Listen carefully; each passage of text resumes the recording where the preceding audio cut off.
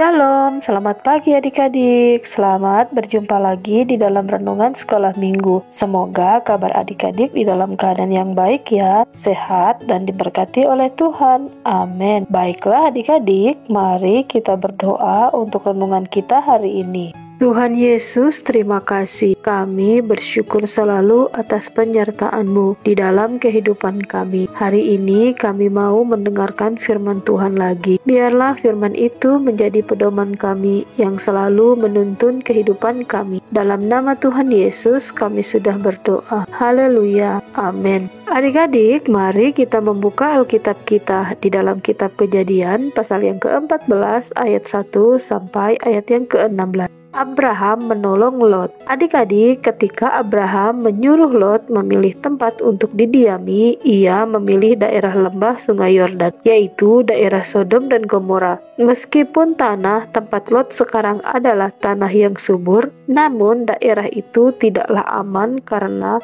rawan akan konflik dan peperangan. Pada waktu itu, Raja Sodom, Raja Gomora, Raja Atma, Raja Seboim, dan Raja Bela, mereka bersepakat untuk melawan Raja Elam, Raja Goyim, Raja Sinear, dan Raja Elasar. 4 raja melawan 5 raja, dan mereka mulai mempersiapkan pasukan masing-masing untuk segera bertempur. Mereka datang ke dekat Laut Asin atau Lembah Sidim. Dituliskan di dalam Alkitab bahwa Lembah Sidim itu terdapat banyak sumur aspal. Dalam pertempuran itu, ternyata Raja Sodom dan sekutunya tidaklah cukup kuat, sehingga mereka dikalahkan oleh pasukan Raja Kedorlaomer dan sekutunya. Sehingga Raja Sodom dan para sekutunya, bahkan rakyat biasa, melarikan diri. Saat mereka melarikan diri, mereka malah terjatuh ke dalam sumur aspal tadi dan mati di sana.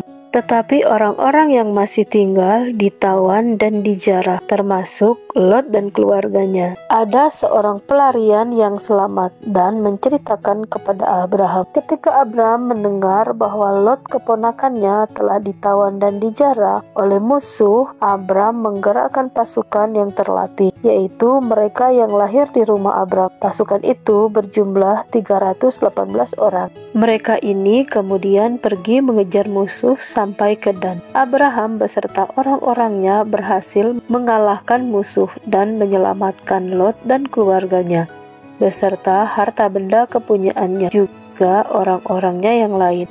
Adik-adik, Abraham mau menolong Lot. Padahal tempo hari Lot dan Abraham pernah berselisih paham karena ladang penggembalaan yang membuat mereka harus hidup terpisah. Tetapi pada waktu Abraham mendengar bahwa Lot dalam bahaya, hatinya tergerak untuk menolong. Karena Abraham mengasihi Lot bukan sekedar hanya sebagai keponakan saja, tetapi Abraham mengasihi Lot sama seperti Abraham mengasihi anaknya sendiri. Kesalahpahaman tempo hari tidak membuatnya enggan untuk menolong. Itu artinya Abraham tidak menyimpan amarah atau dendam kepada Lot. Kasih Abraham adalah kasih yang tulus. Kasih itu yang menggerakkan Abraham untuk bertindak semampunya untuk menolong Lot. Padahal pasukan Abraham adalah pasukan yang kecil, mana mungkin mampu mengalahkan 4 raja dan pasukannya.